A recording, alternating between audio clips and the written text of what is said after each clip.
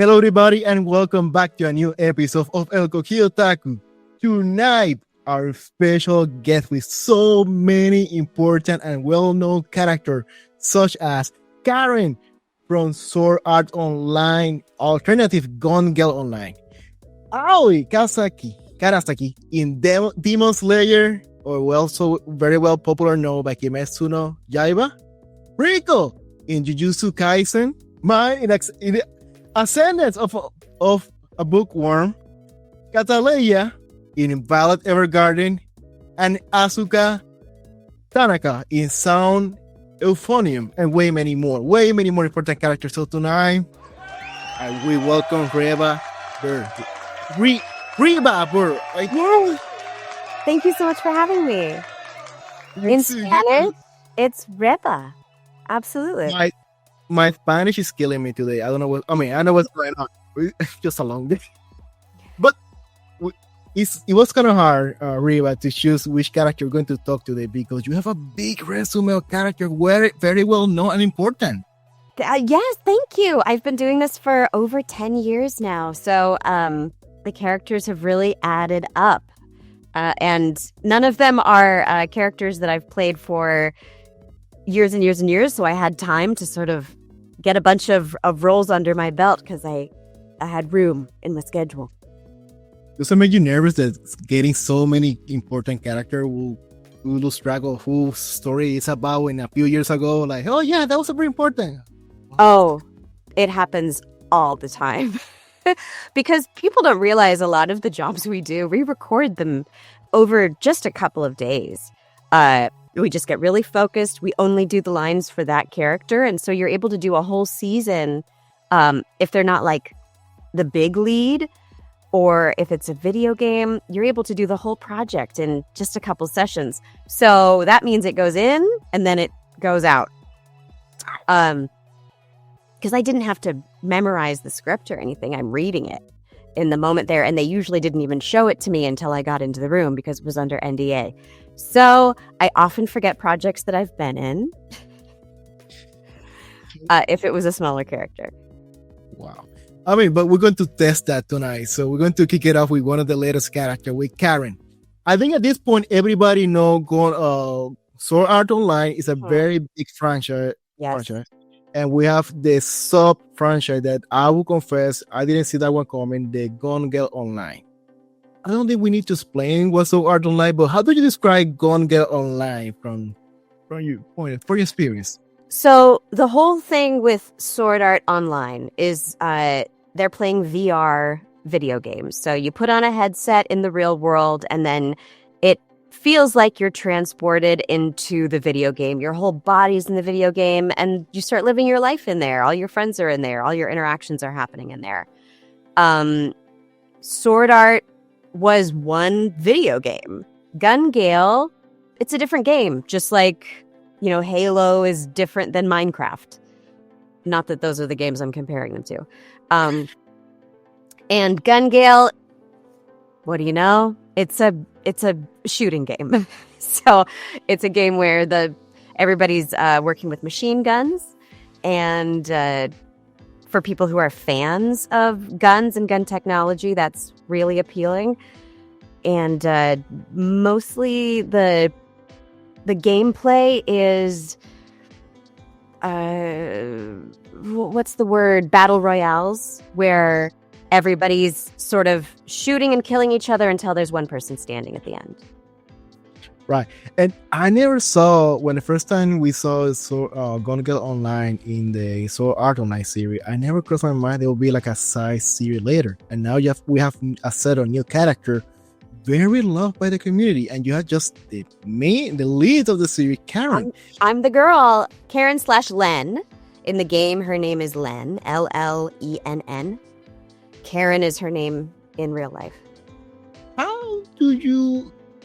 Okay, let me go. How was the experience of dubbing this character, which is two different sides? She's a tall character in real life, but super tiny in the video game, in the virtual world. That was the most important part of the audition. Was they were looking for somebody who could do two completely different voices and two completely different personalities, but that still sounded like they were coming from the same person. And in my career, I feel like one of the things that makes me special, one of the skills I have that makes me stand out, is I have a really big range. I can do, very, very high voices, but I also can do low voices. And that's, I'm proud of that. I think it comes from my background as a singer. I trained as a classical vocalist when I was in college. So I have access to, I've done so many vocal exercises over my life that I have a very stretched out instrument. So when I got the audition, I felt pretty confident that I could deliver. Karen needs to be, she's got a lower voice because she's a bigger person.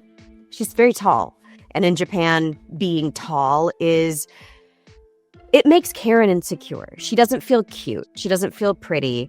And she feels like she doesn't fit in. So that's made her a shy person. And so the whole thing with her is she gets this VR headset and she says, well, if I'm going to play these games, I want my avatar in the games to be the way I've always wanted to feel, which is cute and fun and short.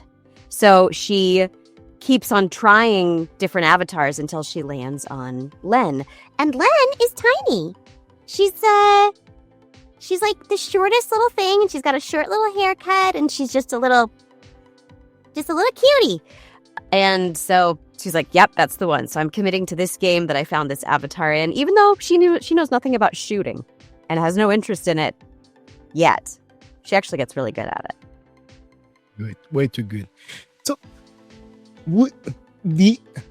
two character, one theory, different requirement, especially physically. Which one is feel more exhausting or physically that it will feel more tired after having the role? The LLENN or Karen voice? Oh, well, I mean, Karen is always very calm and subdued. So she's never going to tire me out. I mean, she never gets above like a 3 energy-wise, like on a scale of 1 to 10. Whereas LLENN is often screaming because she is murdering people left and right. Pretend people. There's a lot of shooting, which is a very touchy subject. I am not a gun fan myself in my day-to-day life, but it's feels okay because video games have a lot of communities that people underestimate. But talking about family and character that have full energy, also you have the character for Aoi Kanzaki in Demon Slayer. Another one with high pitch and high energy. How do you... Okay. Go. No, I want to know your question. When you first got this role of Aoi, what was your reaction knowing that you were in a big franchise like Demon Slayer and there was a big expectation? I didn't know yet. I didn't know. Well, I mean, I knew I was in Demon Slayer. I didn't know it was a big deal. I'd seen the auditions for the main characters go out a couple of months prior. So I knew that the series was happening, but I didn't know it was any different from any other anime I was working on at the time. And when I was given the role of Aoi, I was grateful to be in the room, but I didn't think for a second that it was going to be an important part of my career. Because she is, I mean, her first scenes are in the very last episodes of season 1. And that's, I mean, she shows up in maybe 1 or 2 episodes every season just to say a few things. She's a very small character. I had no idea the global fandom, the new anime fans this was going to bring in, and the fact that the merchandise around this show is going to explode. You know, you see somebody wearing a Zenitsu or a Tanjiro item of clothing everywhere. And it's, it's been life-changing for me to have a character like this. You know, when I go to conventions now, that's a lot of what the reason that I'm there is because I'm a small part of this amazing show. When I saw the character, I was immediately in love because she looked really crabby. She's she's got like these eyebrows that just make her look pissed off. And so I knew I was going to have fun with her because I love comedy. I love the opportunity to be the funny character. And she is part of the comedy of that show. I'm really grateful that I get to be funny in that show. And that character is kind of special always to me because, and to the podcast, because when we start this project of Koki Otaku, we start from zero technically. And one of the first voice actors who opened our door and guided us to where we are, it was the voice actor of Aoi in Spanish in Mexico, Myne Aceves.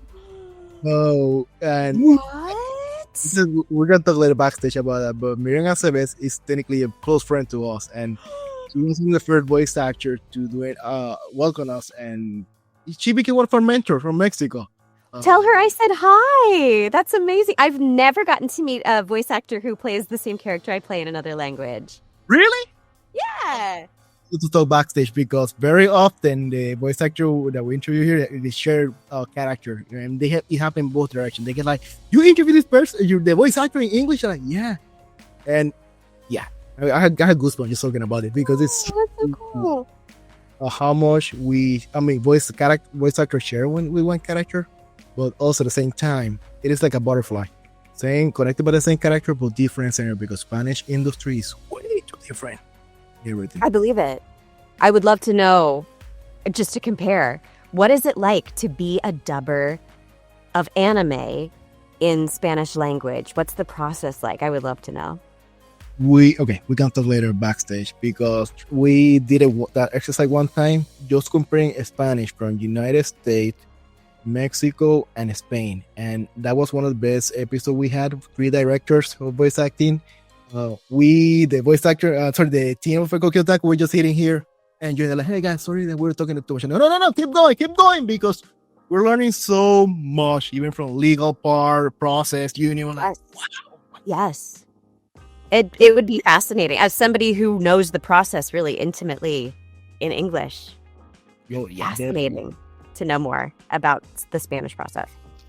We will talk later about that. And sorry guys, we're doing backstage coordination here during the recording, but that's how we're wrong. So one big character also that surprised us, didn't last too long, but will be forever in our heart. Talking about Riko Amanai in Jujutsu Kaisen. We can drop a spoiler, Reba, because it has been released for over a year already. Yes, a very long time. And so short-lived. 2 episodes only. It's amazing that even with just those 2 episodes, she's still considered an important part of the series. But yeah, she died. She was murdered. Very sudden. Episode? Yeah, that's only 2 episodes. There was more. Yeah, it's only episodes, I believe, 2 and 3 of season 2. And I was as surprised as all the audience members. I knew that when I was given the role that she was going to die. But I didn't know it was going to happen so suddenly.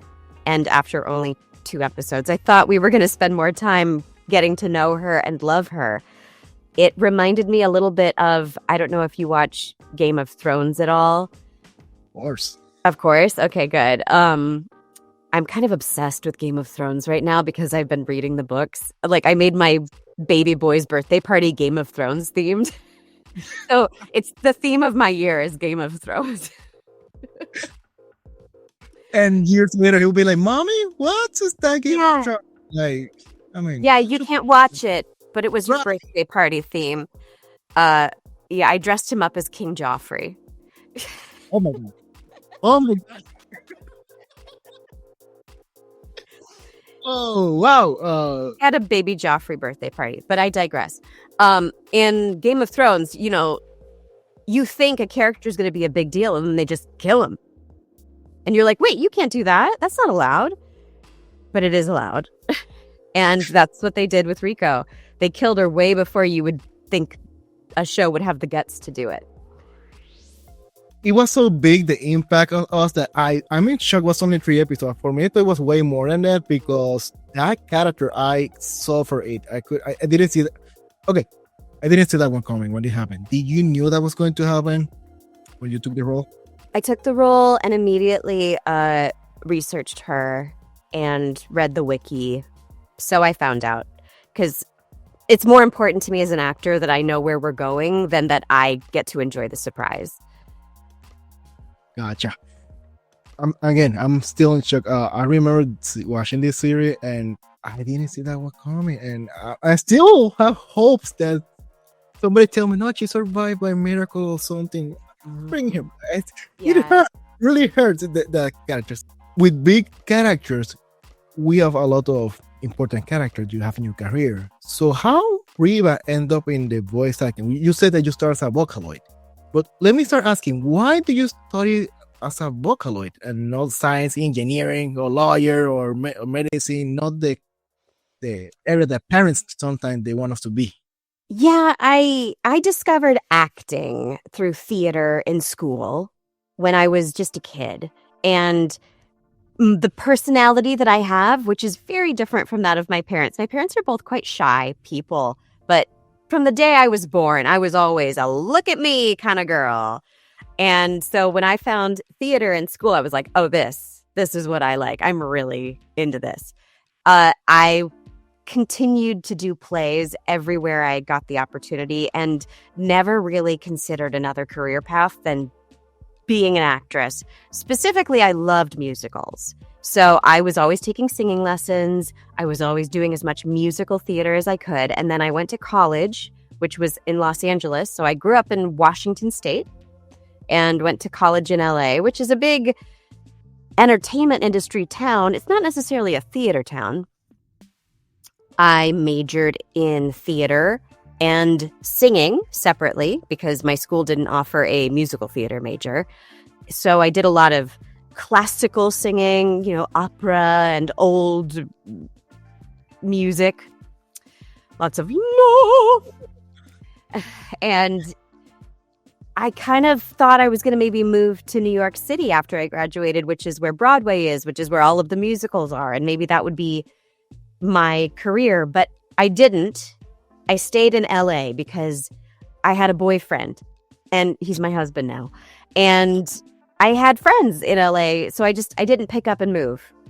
And while I was in LA, somebody in my life who was connected to dubbing, was a dubbing director, said, hey, I happen to know, because I've seen your work, that you have a lot of the skills that are needed to do voiceover. I'm a director. Would you like to try this out? And I had never considered it in my life, but I said, sure, why not? Does it pay? What? It does. I'll do it. And when I got in the studio and I got to play behind the mic and make up my first character voice and practice dubbing to the lip flaps and staying with the beat, which was easier because I was a musician. So I had experience with rhythm and timing. I was like, oh, this is awesome. I didn't know this was a job. I want to do this. I love this. And then I started studying voiceover specifically in LA and pursuing it. And I've created an amazing career out of that. So I just sort of said yes and took an opportunity when it was given to me, and then put my whole heart into continuing in that direction. But once you choose the direction of voice acting, were you able to also continue in the area of singing or music? No, I wasn't. And I'll tell you why.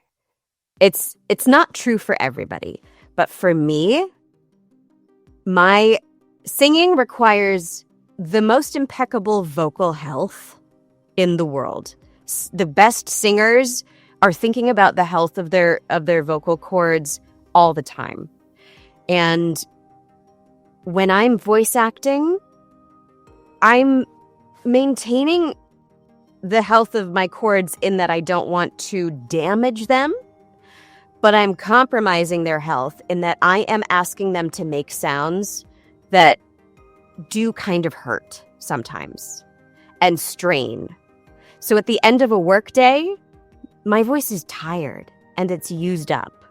And that doesn't lend itself well to maintaining a strong singing voice, I'm finding. So I started singing less and less and less. And now I sadly don't really sing at all anymore. It's really sad. But after many years from changing or taking this path on the voice acting, it will be possible at any point make it back to the music, or do you think that will take some workout some time to make it back to it? Thank you for asking me these questions. These are such thoughtful questions. I have thought about this a lot because I still love music. I joined a choir last year for Christmas. I loved singing in the choir again. It was so nice because I love reading music and doing harmonies and fitting my voice in with a big group. And the cool thing about your voice is that, I don't know if you know anything about bodybuilding, but if you've ever been a bodybuilder and like really worked out in the gym a lot, even if you totally let yourself go for a couple years and, you know, got big and fat and stopped exercising completely, if you decided you wanted to get back in the gym, you would get stronger faster than somebody who's never been a bodybuilder before. Because your muscles have already been there. They know how to go back there. And it's the same with a singing voice. Not to mention, I have good technique. Like, I know how to, you know, hold my voice and place the sound in the correct ways, which is a really important part of singing well. So yes, I could absolutely get back to it, but I would need to practice and I would need to rest. You know, I would need to stop doing such harsh things to my voice at other times. That's technically a 180-degree change. No, it was a 90-degree change. A 90-degree change. Yeah. I was laughing when you said bodybuilding because the only people I know about bodybuilding are former bodybuilding that they having a hard time to be back because they use so many drugs, not good for your health, that now they're all the closer one I have, like, oh yeah, I did it, and I used so many things that I almost died. And they all share the same story. They use so many drugs to get so fast. The steroids. Steroid and you name it and whatever. And that's why I was laughing, like, don't tell me that. Please don't bring the medicines into the story. Oh yeah, no, steroids are not a part of my story. If you did it without any steroids, if you just worked out a lot. Yeah, that was terrible. So before we move on back to the anime, which one, you have a very big career of anime character, and definitely it has to be one. Well, the first one across your mind. Which was that character? We can call it the inflection point that after you gave your voice performing that character, it changed your whole mind to approach next a new voice or new characters in the industry. I mean, playing LLENN in Gale Online was a big turning point because that was my first lead role. Okay. And the director for Sword Art Online, all Sword Art Online animes, is a man named Alex von David, who is like the best anime director I've ever worked with. Because it's a specific skill, directing anime, because you're directing an actor, but kind of more important than that is you have to also always be directing the dub, you know, the fact that we're turning the original Japanese into English, but we have to stay true to the original Japanese and to the original actor's intention. We have to make sure it looks good, you know, that people's mouths aren't going like this while it's saying something completely different. So I find that a lot of directors, they can spend so much time focusing on those more technical aspects that directing the actor kind of goes out the window. Another reason that happens is because we're given very little time to do these things. Budgets are a big concern when you're dubbing anime. But Alex von David is the director who, better than any of the other ones, manages to keep that actor's performance top of mind.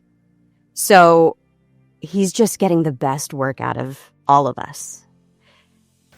It was the first opportunity I had to to really think about every line and if it wasn't perfect, we did it again.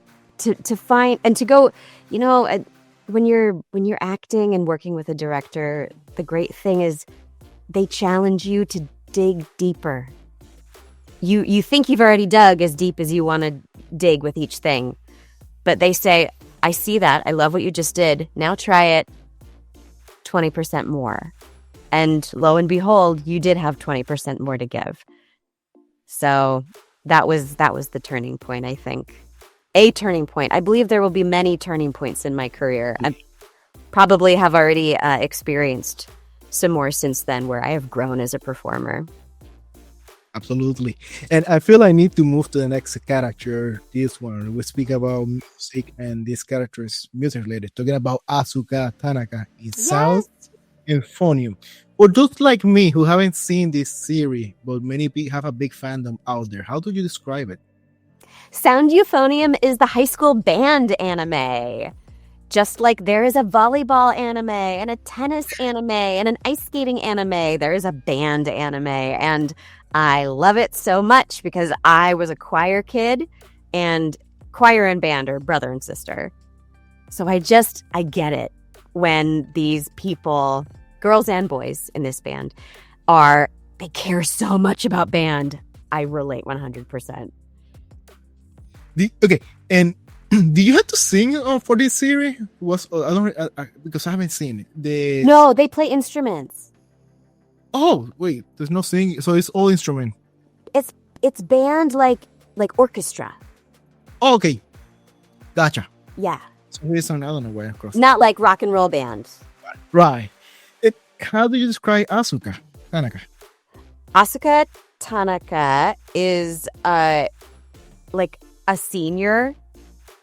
Like in the high school, there's like freshmen, sophomore, junior, seniors. Well, it goes over several years, but her role within the group is a leader. She's like the band's vice president, I think, when they start the series.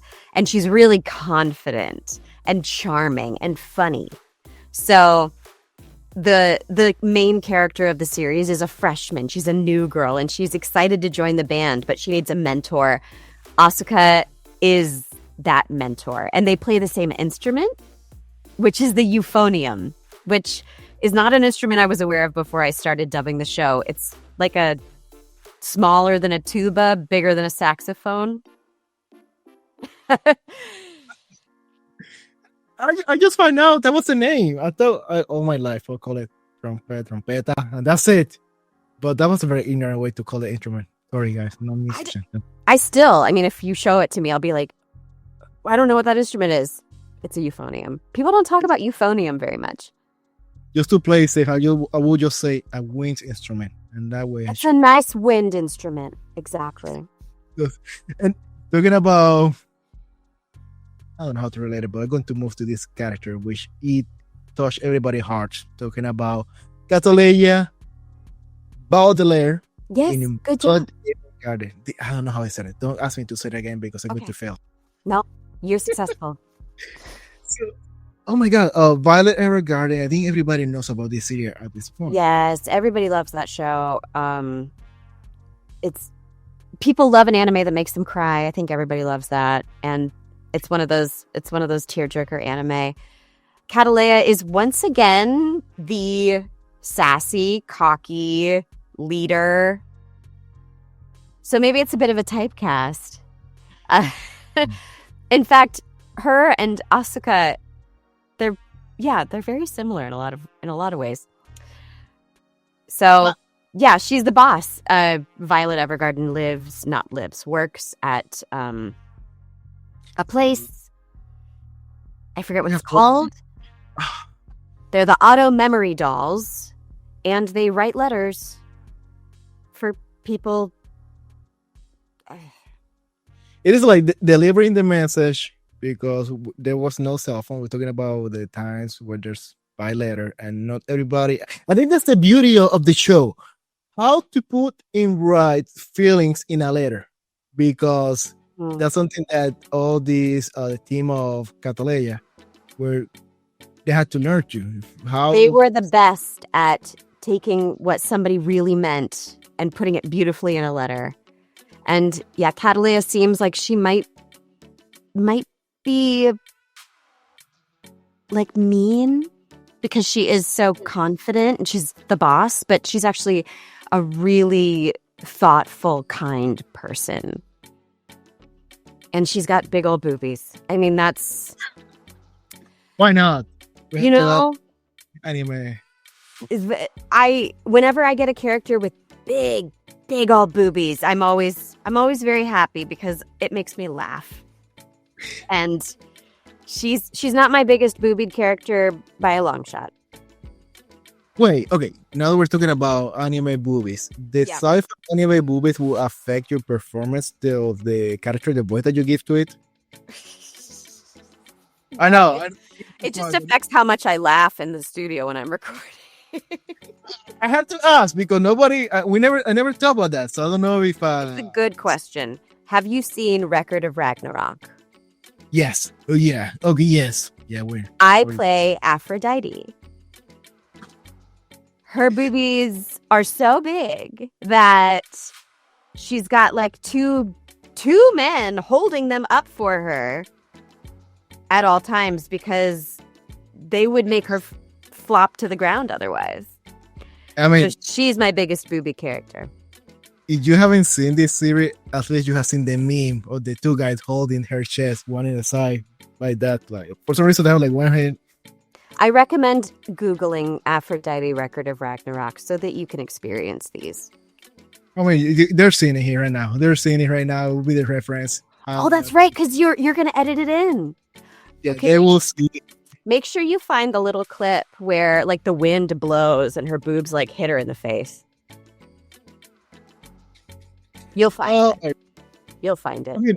But I had to make the question because it never crossed my think when we think about anime physiology, anatomy, I don't know if the voice actor has to consider, because when we started speaking about LLENN, we know she's short, but we never speak about size.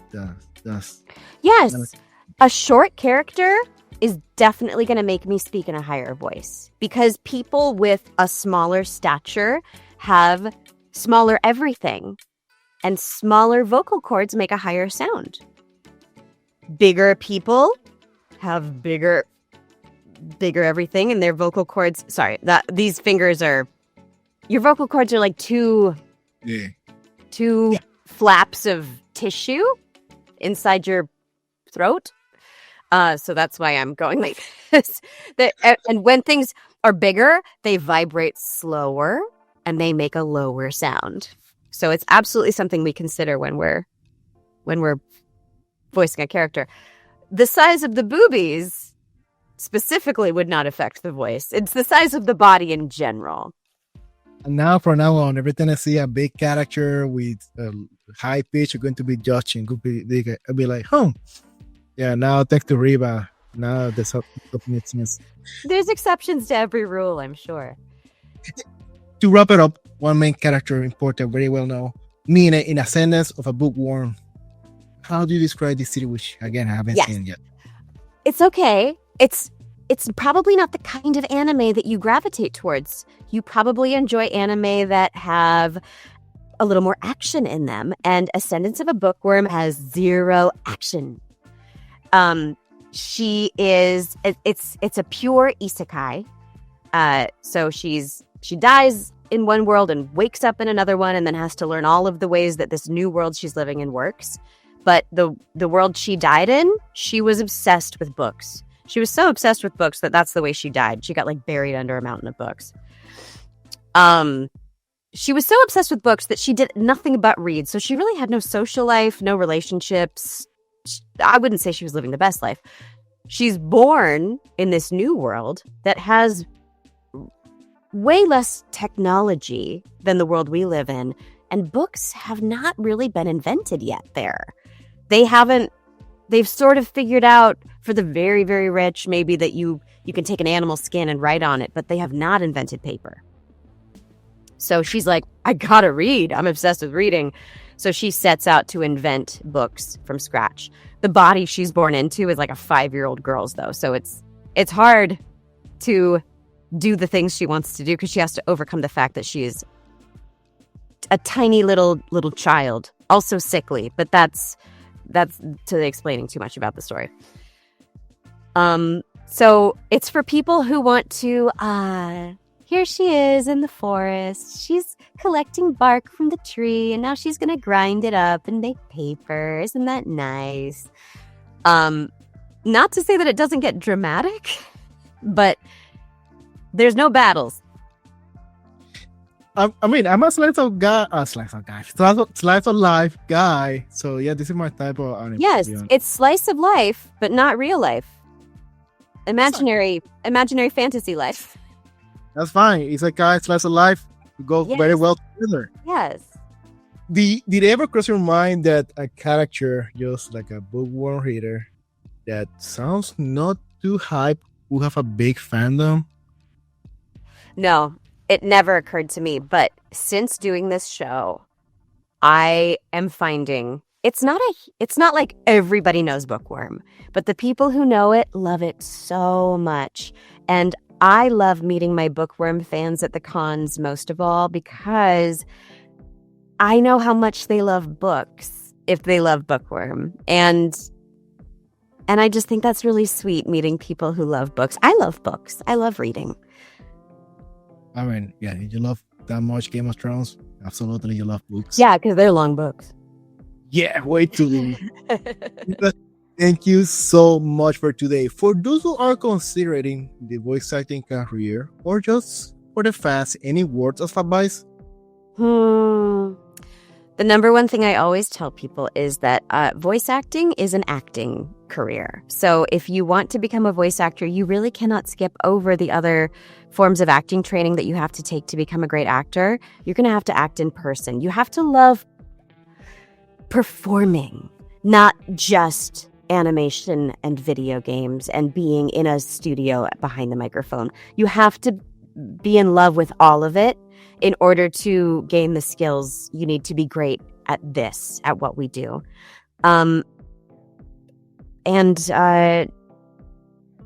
For me as a creative now, I'm finding so much joy in like my TikTok and Instagram account and creating on there.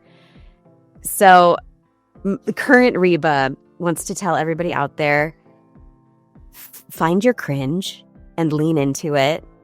If there's something that inspires you and you want to make something, even if it feels dumb, make it. There is nothing cooler in the world than making the thing that's in your head, even if it feels lame. Be cringe. Awesome, Reba. Thank you so much. You already started mentioning the social media. Which social media can people follow you? So on TikTok and on Instagram, I'm Reba.Buhr. And that's it. I deleted my Twitter. I don't blame you, honestly. Wow.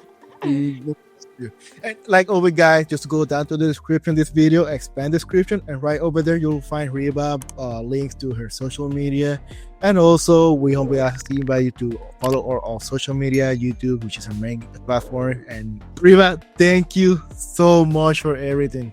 It was my pleasure. Thank you for being such a thoughtful interviewer.